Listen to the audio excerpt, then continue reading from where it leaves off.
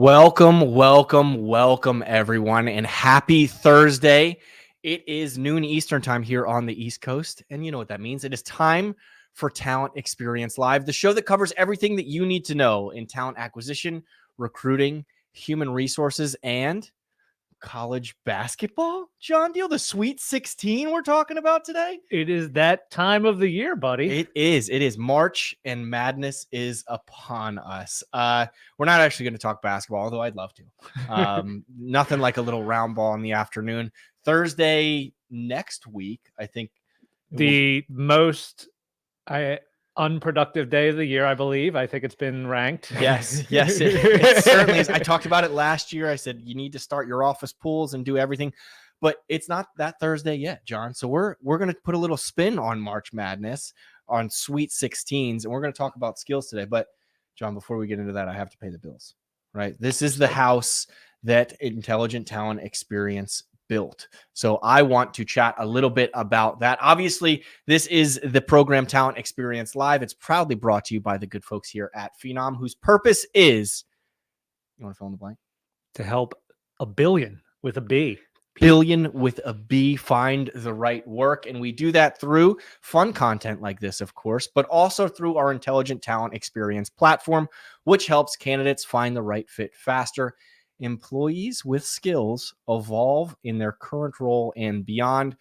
Recruiters achieve next level productivity. Managers get better data and insights through automation and artificial intelligence. So if any of this interests you at all, run. Do not walk to phenom.com, where there will be a nice little banner at the top of the page promoting IAMPHENOM, which is truly our March Madness. But it's in April. It's at the tail end of April. So it's April. It's an April extravaganza, we'll call it here today. But John, one of the themes around IAMPHENOM is going to be skills, right? Yeah, absolutely. So the big dance is April 23rd to April 25th. It is. And we are going to be talking about skills there. And coming shortly before IAMPHENOM, we're going to be releasing a State of Skills report. So let me take you to the whiteboard. Yeah, please do. It's a new segment. Yeah. So our State of Skills report is going to have information from several different industries. You can see a couple of the regions that will be featured in that tournament of champions. But we're going to have a few different industries that we analyze. We're going to be talking about both emerging and declining skills in those industries, competencies, and roles, and how skills can be used, as you said, from an employee perspective, but also for every other part of the talent life cycle as well. So we're pretty excited about that. And the reason we're here today is to give a little bit of a preview. Yeah. So Phenom has a skills network of over 400,000 skills. John, you've talked about that on the program probably 400 or 500 times at this point. And each time we keep adding more and more skills. You showcased the big board there. I think skills at the end of the day are a lot like college basketball. It's all about defense, right? You have to prepare yourself in a championship. And throughout the preview that we're providing, I think you shared with me well over 200 skills that were either emerging or declining. Now, I love this program, but no one's going to sit through us going through the entire field when it comes to skills as a whole, right? Plus, it's a very small room, and that's a lot of hot air. It is a lot of hot air. Well, my head barely fit through the door. That's how small this room is. But neither here nor there. We've shortened the field, right? The NCAA tournament does 64. We did 64, and then you and I kind of connected and said Sweet 16. That's got a nice ring to it. That's when people really start tuning in. And we found them. We found both emerging and declining skills and, put it into a bracket form. Now, before we show the bracket form, John, I think I want to show the field and the rankings a little bit. Does that work for you? Yeah, I think that's a good idea. Bro. Awesome. Let's pull it up on the screen here. We're doing our best Kornacki impression at the moment. For those of you who are listening on Spotify, I promise we will be very descriptive. Do not tune out. It starts, from the top. The 1 seed, natural language processing, and on the opposite side, it is ethical AI principles, things that we talk here about Phenom quite regularly, and it's no surprise that they're the 1 seed. In order for skills in artificial intelligence, which is a conversation driver, you have to be able to speak the talk, right? You have to be able to understand it. What about AI ethical principles, or excuse me, ethical AI principles, John? How do you think that fares as a 1 seed? Yeah, I mean, I think it's strong for sure. It crosses industries, right? Mhm. It's really applicable to a number of different people's jobs and roles and how it impacts them. So as a skill, I think you're going to see a strong performance. Yeah, I think so as well. They could make some noise this year. The other few things that are hopping out from an inclining perspective that I want to highlight is threat intelligence. We also have compliance training and digital transformation. I think all of those kind of talk to the HRIS persona a little bit, and as well as overall IT that you had pointed out over here before. We're in the computing age. There is no longer any denying it, right? I think even the NCAA tournament is using some computing and some analytics to figure out best matchups. So protection, from any data privacy issues or anything along those lines is going to be important. John, what about some of the Cinderella stories this year? Who are some of the sleepers going into this skills tournament? Well, I got to tell you, I'm surprised that compliance training was ranked so low. I think that compliance is still top of mind. They've been having a pretty good regular season, so I think that as we go into the new year, you'll see them perform well. But sleeper call right now, no pun intended, but cold calling, man. I mean, it's a declining skill, but I don't think that it's going to go away. I think it could make a little bit of a run. Yeah, I liken it to the old big man in the NBA, right? That post interior. Everyone loves the 3-point shot, the email back and forth, the closed deal without ever picking up the phone. But there's still something to be said about grabbing some rebounds and getting dirty with your elbows down there. And truth be told, compliance training, the only reason why it is a 6 seed is because I just had to go through mine and I was not thrilled about it, John. So the industry or the selection process, the selectors, if you will, was a little bit harsh on compliance training. I don't think they did as well in their conference tournament as they could have. Yeah, well, compliance training is hard to defend. I agree. But I think that if you watch them closely, I think you'll learn a lot from their game. You certainly can. A couple other mid majors that got in there. We're going to talk about fax machine operation with an 8 seed, film X-ray processing with an 8 seed.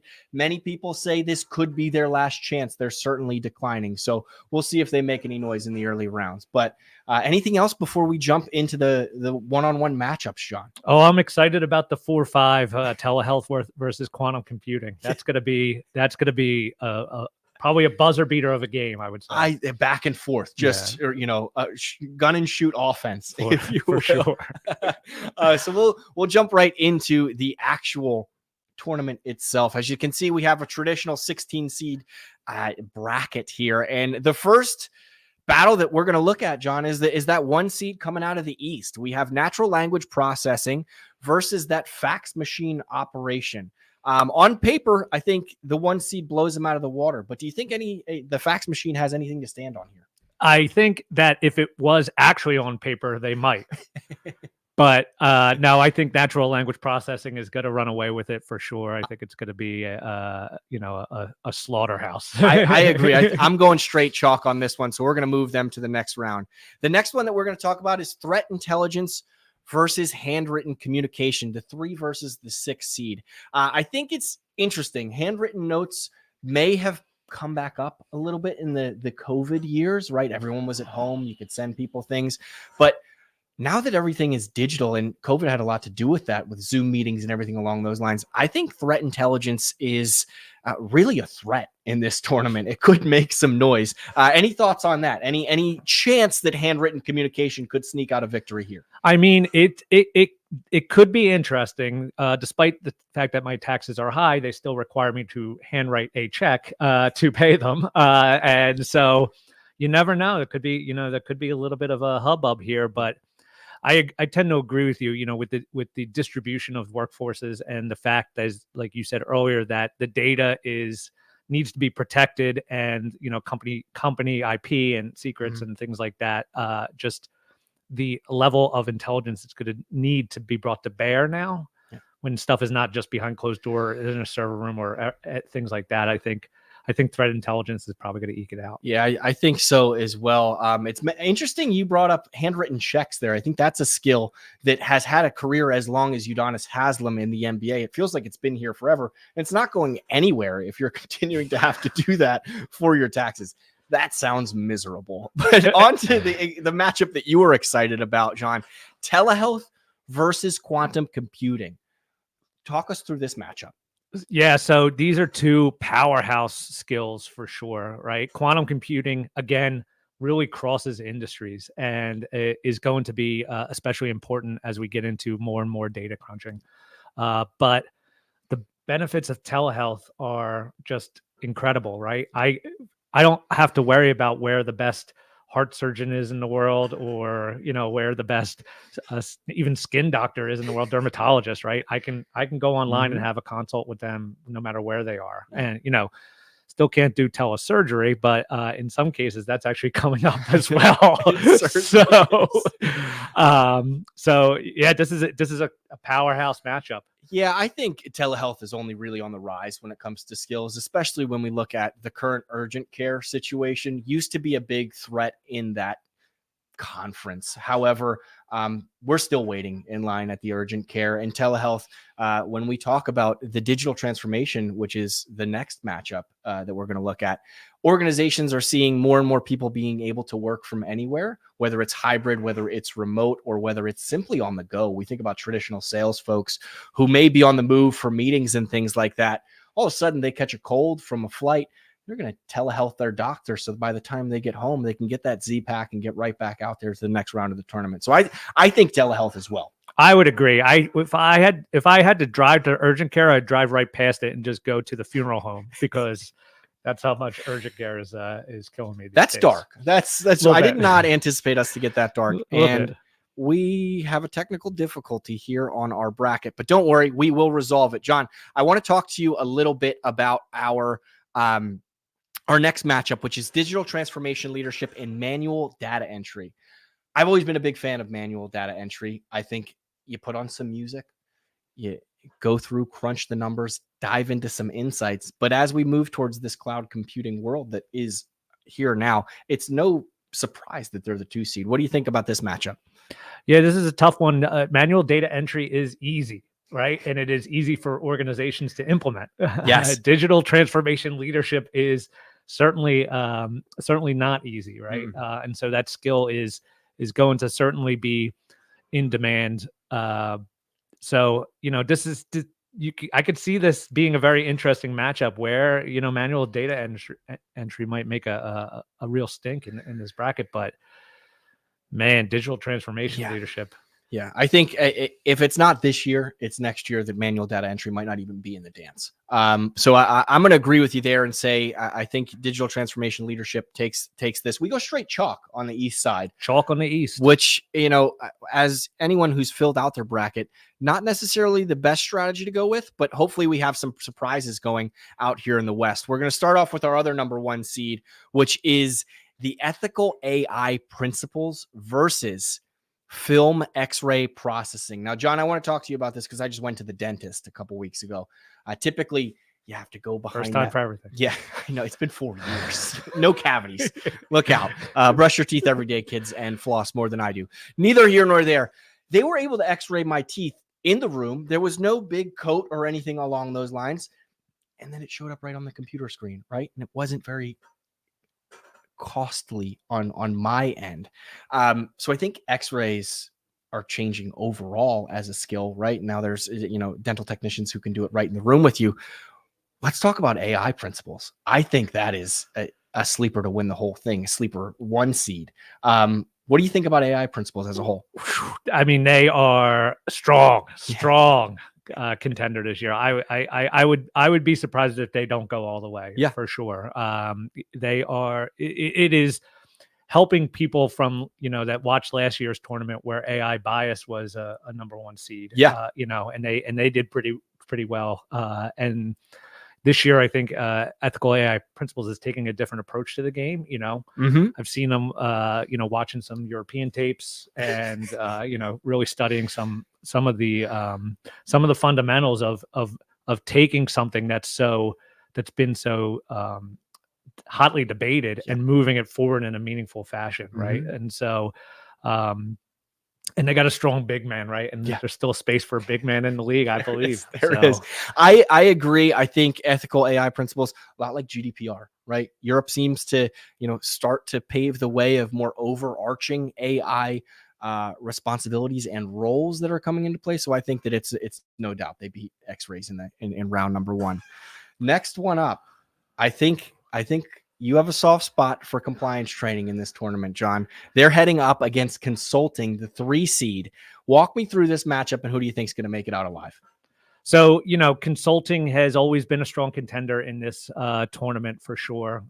Companies had to wax and wane their you know, their need from an employee perspective, and sometimes they gotta bring in some external talent. You know, me as a purist, you know, I like to see homegrown talent. I like to see it, you know, go through the system. You know, the high school in the state, go to the college in the state, right, and then play for the Sixers. Like, you know, so but you know, so that's why I'm leaning a little bit towards compliance training, dude. Like, it's something that is a pain in the patootie for sure. But it's a necessity, and it's not going to go away. It's not going to go away quietly for sure. No, certainly not. We don't need any more consulting firms out there. I don't think. I've had conversations with them. I think it's time for a new big man. I think compliance training wins this one outright. The next one that I want to jump into, very what is the word that I'm looking for? David versus Goliath matchup, I would call it, which is blockchain technology. It is all over the news all the time. We hear about blockchain, we hear about crypto, we hear about everything in between. It's going up against the traditional phone skill, John. I grew up in the SDR land, right? That is where I cut my teeth professionally. I think there's something to be said about being on the phones, whereas a skill like blockchain, I think, is important, but is everyone going to use it, right? At the end of the day, no matter how digital we get, I think that there's always going to be something said about picking up the phone and making a phone call, whether it's an issue or getting something resolved or even closing a deal. Do you have any thoughts on that? I think it's a tough one, but for me, this is like comparing, you know, here's how you should have a firm handshake versus should we have the ability to fly? Like, that is, both are good, but one, you know, imagine taking the slow boat over to Europe.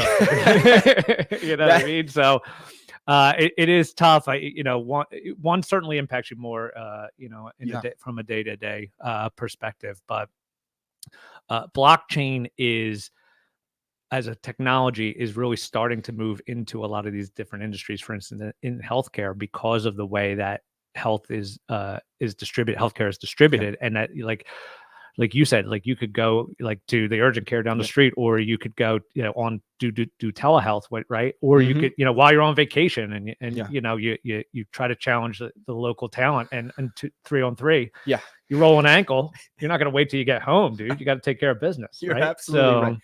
And, you know, now that I think about this matchup a little bit more, traditional phone skills, they've changed, right? It used to be a rotary dial. Now it's then you had to memorize phone numbers. You remember that? Now everything's in your phone. It's simply the press of a touch screen. So maybe I was leaning into this matchup a little bit with too many high hopes, sticking to my roots. I think maybe because I mean, it's your alma mater, so I think that, you know, it's a little bit of a soft spot, a little bit of a bias. And what do you even do? What is the signal for phone anymore? Is it this? I think the kids do this now. Yeah, this is it. And camera is this now. Okay. It's fun stuff. You know, we're getting old. That would make some good traditional phone skill training. It would. Our last matchup coming out of the West, a hot topic in the streets, John. User interaction, AR/VR, augmented reality, video reality, or virtual reality, excuse me, versus another, you know, maybe not my alma mater, but certainly a place where I had a good time in college, cold calling. Let's see. Who do you have in this matchup coming out? Oh, I'm picking the upset this time for sure. Cinderella story. Look at that. I think so. I think cold calling, especially good, successful cold calling, is a skill that can take you into any job still today, right? And whether it's 90% of your job like an SDR, or whether it's 10% of your job like a product marketer or like a social director, then it's a little bit more than just what traditional phone skills brings to the tournament. It's going above and beyond that, because you're basically breaking through resistance. And so that offensive cold calling is going to destroy that user interaction defense, I think. Yeah, I think so. I mean, we look at, the 2 seed here, user interaction, AR, VR. I think of it as, an Ivy League school out there, right? It's not necessarily, they're not putting the best athletes out there. We've seen the videos of everyone with their Apple Pro Plus face masks walking around looking like crazy people. Let's be honest. They look crazy. It's not ready to hit the mainstream. Not to say that it won't in the future. It's just not their time right now. So I agree. We're going to go with cold calling coming out of the West in the 7th seed, the Cinderella story, the upset. John, back to the East, back to the chalk where we were. Threat intelligence, the 3 seed up against natural language processing. Which skill is going to take it one step closer this year? This is going to be quite a matchup. Yes. Quite a matchup. Threat intelligence, as we said, it's that fear that skill that drives a lot of the need for it. But I think I'm leaning towards natural language processing, buddy. Yeah. I think it's too early. They're coming off of too much momentum coming through, right? We were talking about natural language processing years ago with chatbots and things of that nature. Now we've entered this generative AI, and it's only becoming more important. I think threat intelligence is going to be a bigger threat next year as we get more acclimated to some of these technologies. But right now, in order to understand it, they have to be able to process it. So I agree. The 1 seed continues on. Our favorite, telehealth versus digital transformation, is the next matchup. John, what do you think about this one? I mean, because I hate going to the doctors. I'm a little bit biased here, but I mean, digital transformation leadership, again, I think is an important skill to have. I think that they will continue to see them be successful in this tournament year over year. But I'm leaning towards telehealth. Yeah, it emerged in the 2020 through the 2023 season. I would say it's here to stay. And I agree. We're going to have a little bit of an upset here. The 4 over the 2 seed as well. Moving on to what is the other half of the final 4. My least favorite, compliance training. The 6th seed is going up against one of my favorites in the tournament, ethical AI principles. John, I know who I'm pulling for in this one. I think it's pretty apparent. Who you got coming out of this one? To me, it is definitely a slam dunk. I think ethical AI principles just obliterates compliance training. Yeah, it's not close. No. You're going to turn it off in the second half. We are moving right along. The last game or battle to decide who will be coming out of the West when it comes to the 4 versus the 7 seed. John, you are a big fan of blockchain technology. It's going up against my favorite, cold calling. Who do you like coming out of this one? Yeah, this to me is another tough one. One's on the emerging track, one's on the declining track, but is still kind of core to fundamental sales and acquiring revenue. So I don't know. I mean, for me, it might be a coin flip. Maybe you need to call this one, buddy. What are you thinking? Yeah, I think for this one, we both know they're not making it out of the next round, right? It doesn't matter. They're certainly not going to make it to the championship dance and listen to one. What is it? One Fine Moment, the song that plays? I think so. We'll get there. One fine skill. One fine skill. We're not going to see that. I'm going to go with blockchain because you sold me there throughout. The Cinderella story ends for cold calling. it's the way of the future. It's gaining momentum. It has a lot to do with a lot of these other skills that we're talking about. And whether I'm prepared for it or not, I think it's going to win this battle. So that sets it up. The final four for us is going to be natural language processing, ethical AI principles, the 2 1 seeds versus telehealth and blockchain, 2 4 seeds. It's funny how that shook out. That wasn't even intentional. We did not prepare for that at all. John, I want to ask you, looking at, we'll start with the West this time, ethical AI principles versus blockchain, the one that we just talked about. Are we both in agreement? Ethical AI is what has to be a skill moving forward, no matter what employee you hire. I mean, if you don't have that, then you don't have a lot of other skills that are going to be in that report, buddy. Yeah. So for me, this is again kind of a runaway victory. Yeah, ethical AI is the runaway victor here. Oops, copied 2 of them there. Pay no attention to that at home. Anyway, pause for a little commercial break here, John. I want to talk to you about anyone who may have joined at home.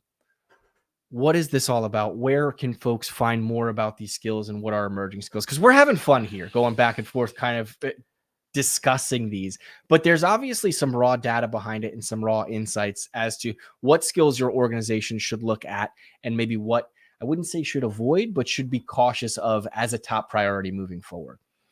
Yeah, so we're going to be publishing a state of skills report in a few weeks, and really focusing on a few different industries and what does the landscape of skills look like for those industries, but not just skills, individual skills, but also, what roles, right? We still, we've talked on this program previously that,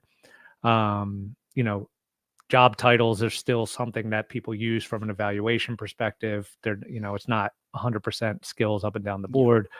There's a gentleman, Jonathan, in our department who would say that titles don't matter, but we're not quite 100% there. So we're going to talk about emerging roles, declining roles, how skills associate to those roles. And also another thing we're going to talk about is how roles are changing, right? So that not just new roles, right? But how are the roles that we have today really going to change going forward because of things like generative AI, because of things like blockchain technology. That's and then of course, how can you apply that information in your different talent practices for talent acquisition, for talent management, for strategic workforce planning as well? So and all that data is really coming from Phenom's skills ontology and our huge set of what you said, which is now, because this has been about a half hour, probably up to 410,000 skills. Yeah. More and more each day, one of which is now bracketology has been added to our skill set as a whole. You can endorse us on LinkedIn. Yes, you can. We are there, and sports commentators. But John, the one thing that I want to highlight there is, we're talking about these as emerging skills. And I think neither of us are saying that these skills are useless anymore, right? We talk about cold calling, traditional phone skills. They're not completely gone, right? In the same sense that someone who navigates a fax machine is completely gone, right? Some businesses still thrive on fax, especially in the transportation industry.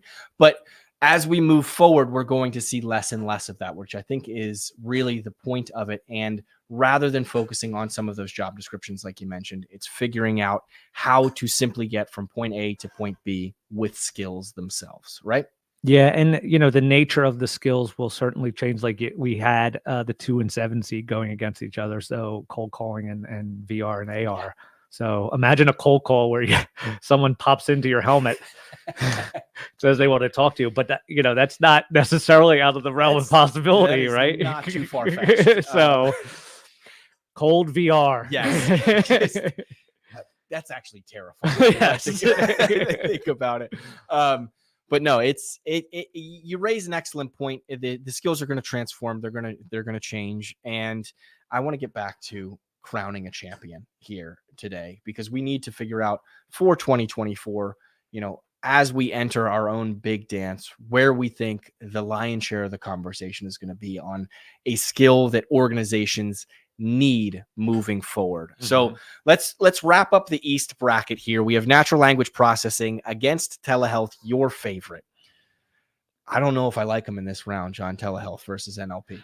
I mean, they've been the darling of the tournament so far, but I do believe that that NLP will emerge victorious. Yep, Sister Jean has left the building for telehealth, and NLP just understands a lot more. Yes, it does. It understands the game, the X's and the O's.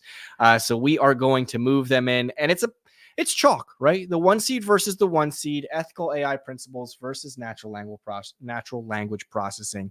I know who my favorite is. I want to hand the floor over to you to see who you think's going to win it all. Yeah, I mean, they were the favorite from the outset, and I have no doubt that they'll run away with this. As we're leaving 2023 and entering 2024, a lot of people are understanding that if you leave AI behind, then you're leaving kind of business behind, right? Mm-hmm. And so the way to move forward is responsibly, right? And you used a great analogy with GDPR before that. There was a lot of, and still is a lot of noise out there about like, well, you can't do this and you can't do that. And it's, the people who are successful with it and who protect the people that are meant to be protected are ones who say, okay, here's how we're going to move forward. And it's going to be in a way that is ethical, that is explainable, that is fully transparent. And so for me, that skill is certainly the runaway favorite for this tournament. Yeah, I agree. I tuned in last week to Cliff Yurkowicz's session with Jill on NASDAQ trade desks. And they talked a lot about where laws and litigations are going to go towards AI, right? And how legal folks are going to handle it and make sure that it remains unbiased. I know Keith Sonderland was on there. Frida Polly was on there as well. So it was a very great discussion. Certainly check that out. But the one thing that I think Cliff has mentioned multiple times is you're going to have someone internally that essentially asks the question that Jeff Goldblum did in Jurassic Park. Are we doing the right thing here? Are we risking individuals' careers or anything? Are we being as unbiased as we possibly can?